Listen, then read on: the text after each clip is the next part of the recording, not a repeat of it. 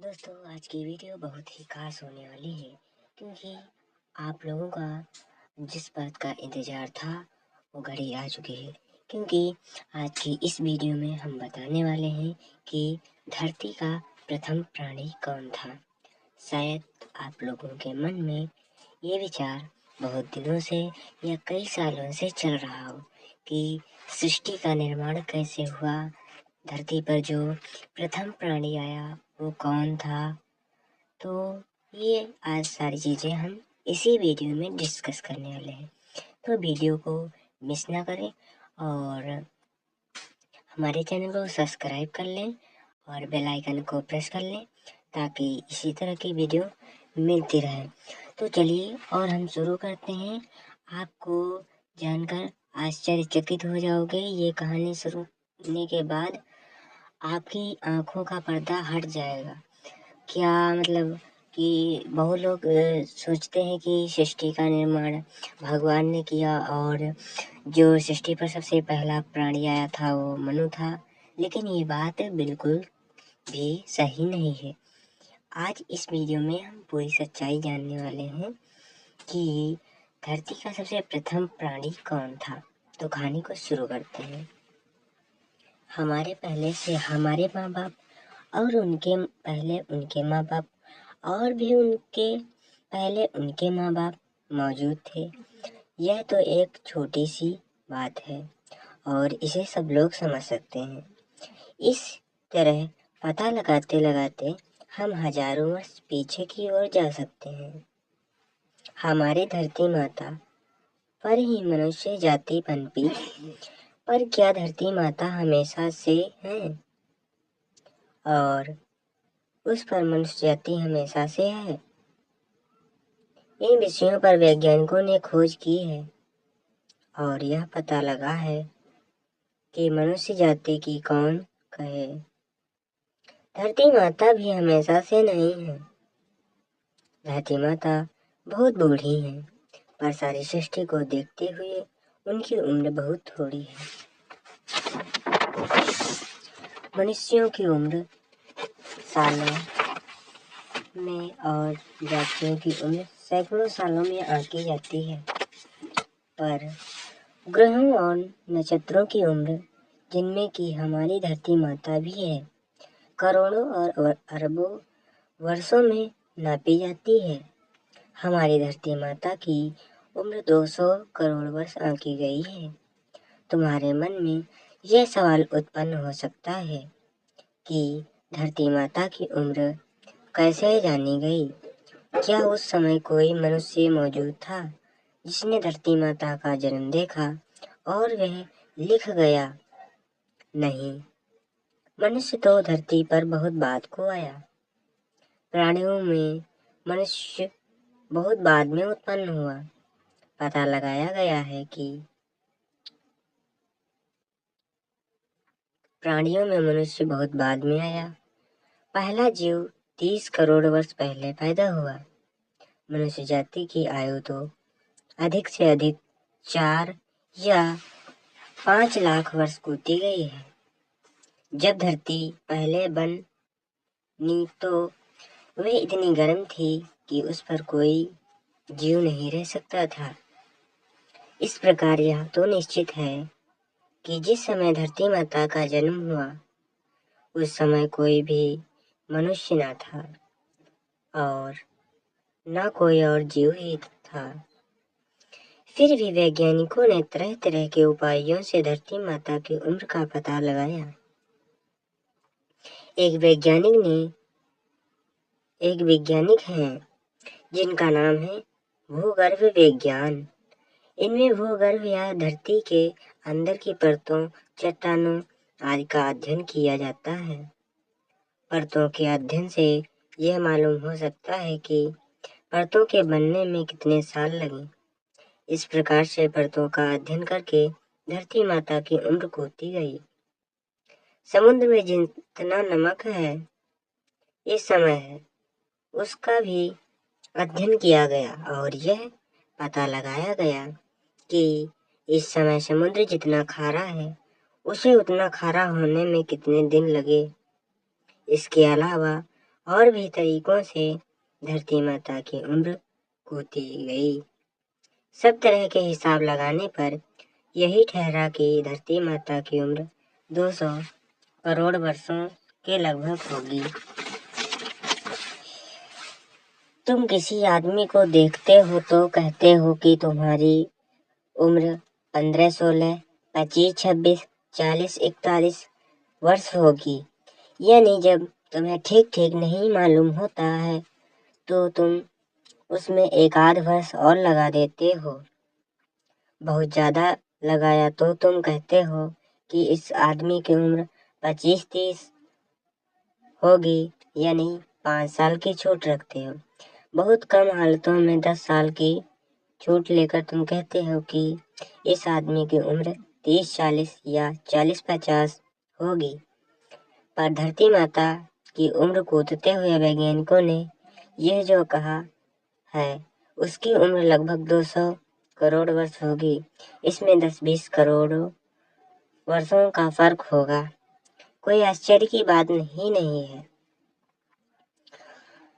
अब हमारे सामने यह सवाल आता है कि 30 करोड़ वर्ष पहले धरती पर जीव की जो उत्पत्ति हुई उसके 117 करोड़ वर्ष तक धरती पर क्या होता रहा। उसमें उन दिनों का ना तो कोई जीव था और ना कोई मनुष्य था। फिर उसमें क्या हो रहा था? क्या धरती 170 करोड़ वर्षों तक एक सी बनी रही? इस प्रश्न का उत्तर देने के लिए हमें संक्षेप में यह भी बता देना पड़ेगा कि धरती की उत्पत्ति कैसे हुई। जहाँ तक पता चलता है धरती पहले सूर्य का ही अंश थी। शायद सूर्य के पास से कोई बहुत बड़ा नक्षत्र गुजरा जिससे उसमें एक भयंकर तूफान आया और उसी के कारण सूर्य का एक हिस्सा कटकर आकाश में दौड़ पड़ा। यही हमारी धरती है। धरती जब सूर्य से अलग हुई तो वह बहुत गर्म थी। उनमें कोई भी जीव नहीं जी सकता था। इसलिए यह सवाल ही नहीं उठता कि उस समय कोई जीव था या नहीं। धरती के ठंडे होने में बहुत वर्ष लग गए। उन दिनों आज की तरह मौसम नहीं थे। भूचाल, ज्वालामुखी से गली हुई चीजों का प्रवाह, भयंकर वर्षा, तूफान, आंधी, यही उन दिनों रोजमर्रे की बातें थी। जरा कल्पना कीजिए, कल्पना करो कि पृथ्वी कैसी रही होगी। चट्टानों के अध्ययन करने से पता लगता है कि कई युगों तक समुद्र भी नहीं थे। इसी अति प्राचीन युग में आज पाए जाने वाले सबसे प्राचीन चट्टानों का उदय हुआ। उस समय तक इतनी गर्मी मौजूद थी कि समुद्र रह ही नहीं सकते थे। तुम गर्म तवे पर पानी का छींट देकर देख सकते हो, वह पानी फौरन भाप बनकर उड़ जाता है। इसी प्रकार उस युग में धरती की हालत थी। वर्षा होती थी तो उसकी हालत यही होती थी, चारों तरफ गर्म भाप फैला हुआ था। यही भाप ऊपर जाकर पानी बन जाता था और फिर बरसता था। ऊपर तो यह भाप थी और नीचे धरती थी जो पिघली हुई चीजों का एक समूह थी। धीरे धीरे धरती माता की ऊपरी सतह पर परपटी जमने लगी। तुमने देखा होगा कि गर्म किया हुआ दूध किस प्रकार ठंडा होता जाता है तो उस पर मलाई जम जाती है।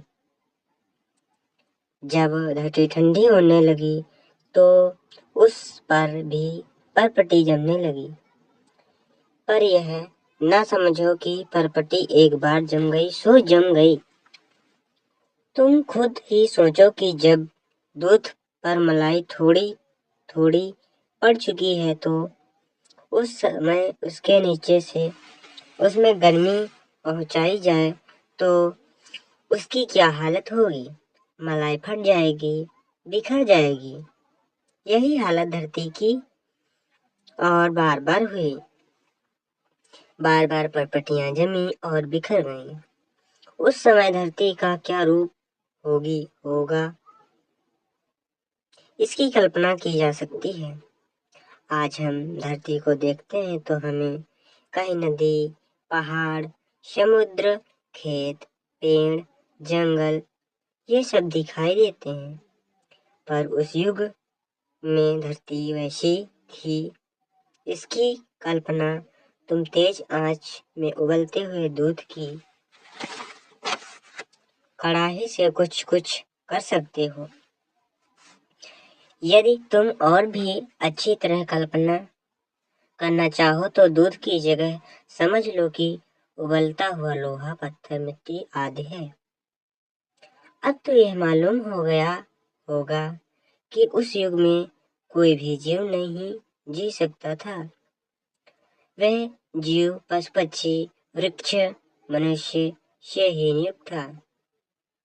इसके बाद युग में वर्षों ने जोर पकड़ा और पृथ्वी पर जो थोड़े बहुत चट्टान आदि बनने लगे थे, उन पर पानी की धारा पड़ने लगी। जहाँ चट्टान दूर तक बन गई थी, वहाँ पानी की नदियाँ सी चलने लगी। पर ये नदियाँ गर्म पानी की नदियाँ थीं।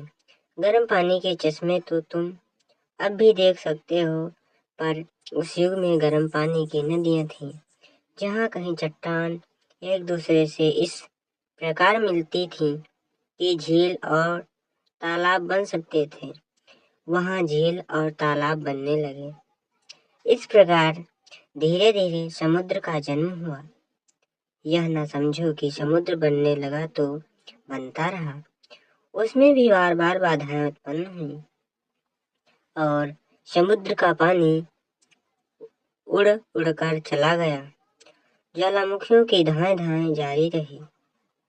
धरती की चट्टानें बनती और बिगड़ती रही।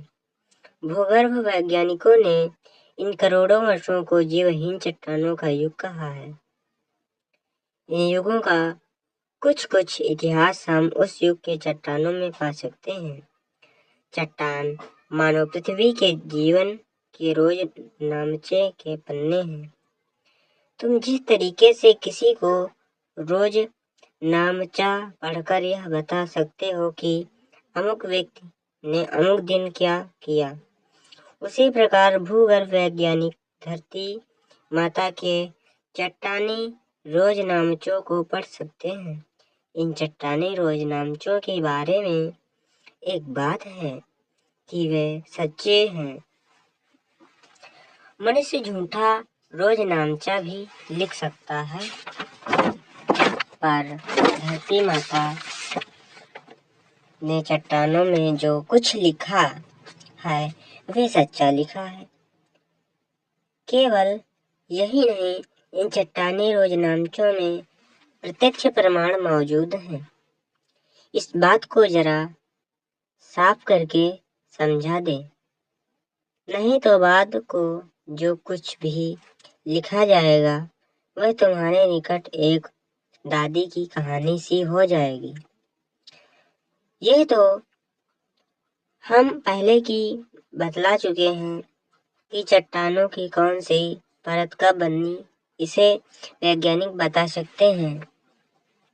दोस्तों, वीडियो को पूरा देखना और बिल्कुल भी स्किप मत करना, क्योंकि वीडियो लंबा होने वाला है, लेकिन जानकारी भी आपको ही उतनी अच्छी दी जाएगी।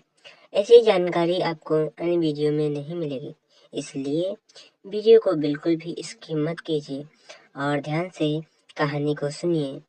ये कहानी नहीं है, ये बिल्कुल आपको सच्ची बात बता रहा हूँ। ये कोई मनगढ़ंत कहानियाँ नहीं है जो मैं अपने हाथ से लिखकर आपको सुना रहा हूँ। ये वैज्ञानिकों की लिखी हुई कहानियाँ और किताब है जो वैज्ञानिकों ने इतिहास में लिखा है कि धरती का कैसे जन्म हुआ और इस पर सबसे पहला जीव कौन आया।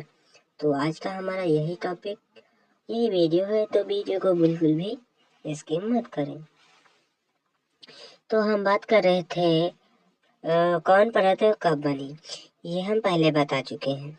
अक्सर इन चट्टानों के बीच उस युग का कोई जीव, पेड़ या पौधा पथराई हुई अवस्था में मौजूद है। उनको देखकर हम जान सकते हैं कि अमुक युग में अमुक प्राणी तथा पौधा मौजूद था। जीवहीन युग की चट्टानों के बहुत से नमूने मिलते हैं। इनकी जांच करने पर कहीं भी किसी जीव का पता नहीं मिलता। जीवहीन युग के अंत की ओर ऐसा मालूम होता है कि एल्गी नामक शैवाल की उत्पत्ति हुई। चट्टानों पर इनकी छाप आ गई। यह छाप इस प्रकार की है जैसे समुद्र के कीचड़ में किसी कीड़े ने चलकर बनाई हो। इसी प्रकार से धीरे धीरे वर्तमान सृष्टि की तरफ गाड़ी चल निकली। इसमें एक एक चीज के बनने में लाखों वर्ष व्यतीत हो गए। अब प्रश्न यह उठता है कि प्रथम जीव कैसे पैदा हुआ। बहुत दिनों तक विद्वानों में यह विचार फैला रहा कि जिस प्रकार बरसात में नाना प्रकार के कीड़े मकोड़े, केंचुए आदि उत्पन्न हो जाते हैं, उसी प्रकार से सृष्टि के प्रारंभ में जीव उत्पन्न हुए होंगे। ये सिद्धांत बहुत दिनों तक चलता रहा। अब से 2350 वर्ष पहले ग्रीक विद्वान अरस्तु भी ऐसा ही मानते थे।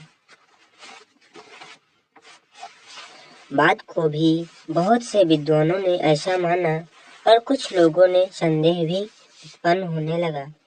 इस विषय पर प्रयोग होने लगे कि सचमुच जो जीव कीड़े मकोड़े शुंडे यूं ही पैदा होते हुए मालूम होते हैं, वे सचमुच यूं ही पैदा होते हैं या नहीं।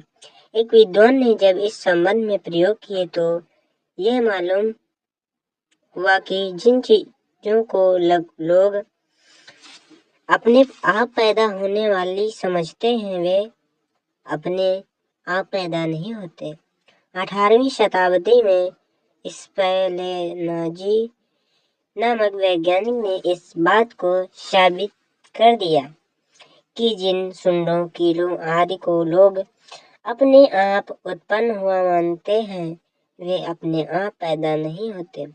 उन्होंने जिस प्रकार इस बात को साबित किया वह बहुत ही सरल और उसे कोई भी समझ सकता है। उन्होंने कुछ ढक्कनदार बर्तन लिए और उन्हें गर्म पानी में इतना उबाला कि उनमें किसी प्रकार का कोई जीव जीवित न रह सके। ढक्कन इतने अच्छे थे कि उनके अंदर से हवा आ जा नहीं सकती थी। इसके बाद उन्होंने उनके अंदर मांस का एक टुकड़ा तथा ऐसी चीज रख दी जिनमें जल्दी कीड़े पड़ते हैं। देखा गया कि वे चीजें न तो सड़ी ही और न उनमें कीड़े ही पड़े। इस तरह से यह प्रमाणित हो गया कि मांस आदि में जो कीड़े पैदा होते हैं और जिनके संबंध में यह समझा जाता है था कि वे स्वयं पैदा होते हैं, वे खुद ब खुद पैदा नहीं होते। इसी प्रयोग को दूसरे वैज्ञानिकों ने भी किया और यह निश्चित रूप से प्रमाणित हो गया कि जीव अपने आप पैदा ही नहीं होते। इस प्रकार पहले जो ये समझा जाता था कि सृष्टि के प्रारंभ में जीव अपने आप उत्पन्न हुए, उस धारणा का अंत हो गया। अब कुछ लोगों ने यह अटकलबाजी शुरू की कि शायद जीव अपने आप उत्पन्न नहीं हुए तो वे कहाँ से आए। ये तो पहले ही बताया जा चुका है कि पृथ्वी करोड़ों वर्षों तक इतनी गर्म रही कि उसमें कोई भी जीव नहीं रह सकता था।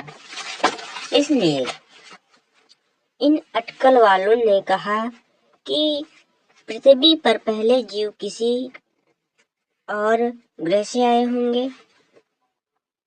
अब इस अटकल की जांच होने लगी। सूर्य तो हमेशा से बहुत गर्म रहे और अब भी इतना गर्म है कि उस पर कोई भी जीव न तो कभी रहा है और न कभी रह सकता है।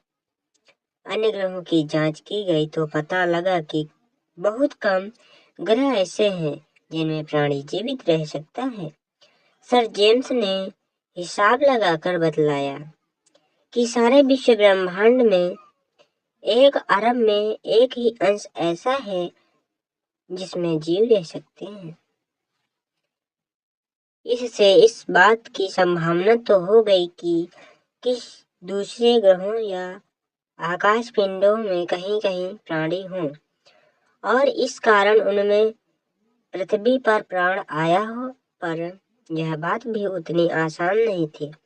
देखा गया कि किसी दूसरे ग्रह से कोई छोटी सी चीज भी इधर उधर बिखरती है तो उसमें इतनी गर्मी पैदा होती है कि उसमें कोई जीव जीवित नहीं रह सकता। इस प्रकार दूसरे ग्रहों से हमारी धरती पर जीव आने की बात बिल्कुल रद्द हो गई। तो फिर जीव कैसे उत्पन्न हुआ? इस पर ईश्वर को मानने वाले लोग यह कह देते हैं कि ईश्वर ने जीव उत्पन्न किया। ऐसे तो किसी भी बात के संबंध में वैज्ञानिक व्याख्या को टालना हो तो ये कहा जा सकता है कि ईश्वर ने ऐसा कर दिया। एक छोटा सा उदाहरण लिया जाए। यदि कहा जाए कि घड़ी क्यों चलती है, कि उसे ईश्वर चलाता है, पर इस प्रकार की बात से हम किसी नतीजे पर नहीं पहुंचते। इस प्रकार की व्याख्या से ज्ञान में कोई वृद्धि नहीं होती। जहाँ भी हम और आगे जानने का कष्ट न करना चाहते हों, वहीं पर हम रुक कर मुंह पर ताला लगाने के लिए ईश्वर का नाम ले सकते हैं। यदि इस प्रकार की कल्पना से ही संतोष करना है तो प्रमाणों पर नहीं चलना है तो प्रमाणों पर नहीं चलना है। फिर विज्ञान प्रयोग आदि की जरूरत थी क्या है? हम तो सभी बातों के संबंध में यह कह सकते हैं कि ईश्वर ने ऐसा चाहा और ईश्वर ने ऐसा किया। इस कारण जीव की उत्पत्ति के संबंध में और भी खोजें होने लगी। जीव पृथ्वी पर कब उत्पन्न हुए, इस संबंध में निश्चित रूप से इतना तो कहा जा सकता है कि जब पृथ्वी का धरातल इतना ठंडा हो गया कि उस पर जीव रह सके, उस समय ही जीव उत्पन्न हुआ। इसके पहले तो जीव रह ही नहीं सकता था। फिर भी यह प्रश्न रहा ही जाता है कि मान लिया कि परिस्थिति उत्पन्न हो गई तो जीव कैसे पैदा हुआ?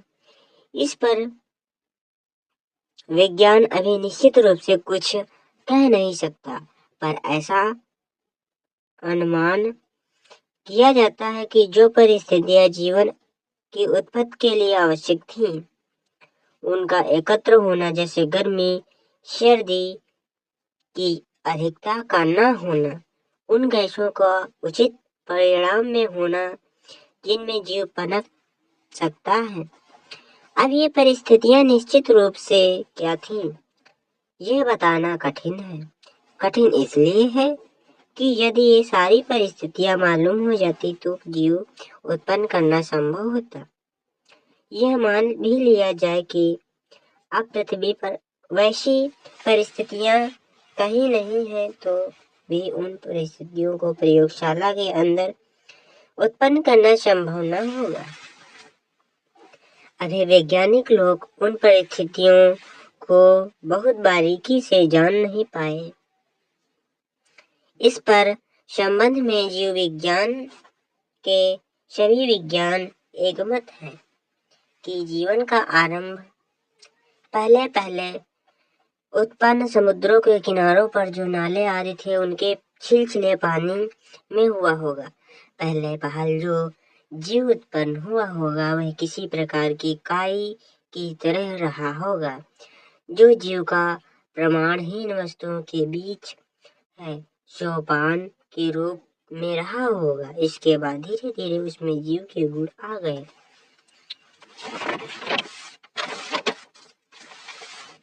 अब यह बता दिया जाए कि जीव से क्या अर्थ लेना चाहिए। जीव में जो गुण होते हैं, यानी जीव की जो विशेषताएं हैं, उन्हें संक्षेप में ये बताया जा सकता है।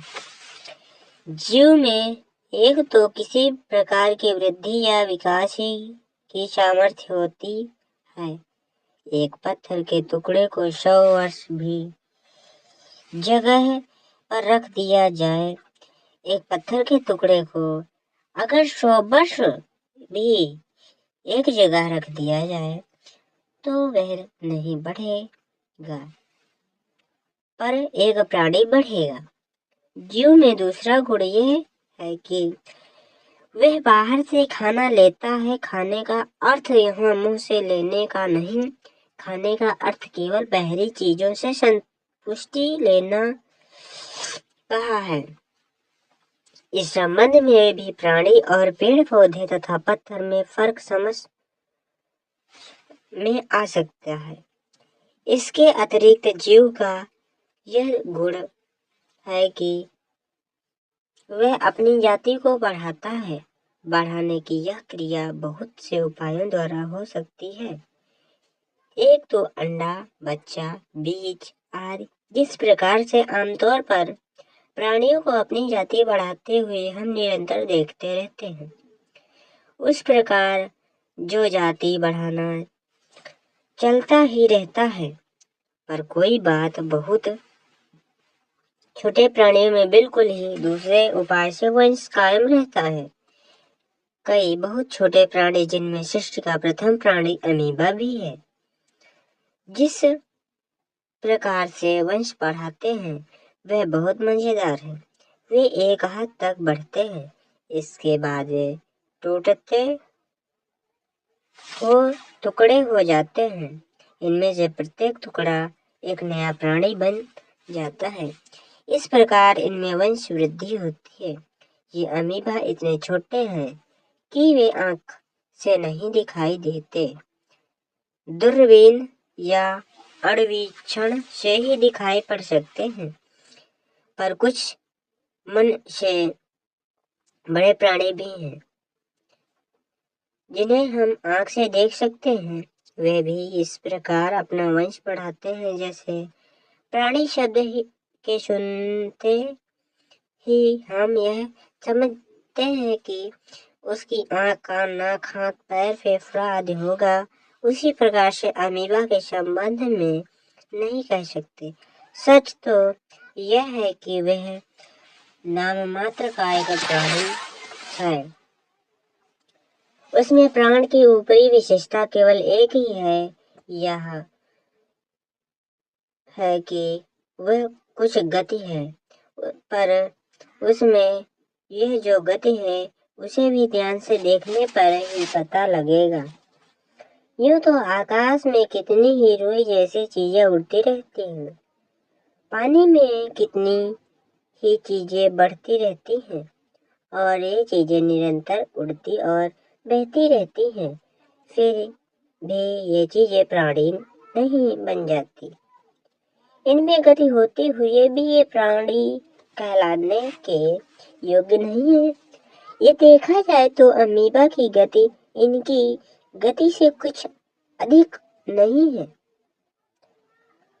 कम से कम ऊपर से देखने पर ऐसा ही मालूम होगा, पर अमीबा की गति या किसी भी प्राणी की गति की विशेषता यह है कि वह गति भीतर की है, बाहर से आई हुई नहीं।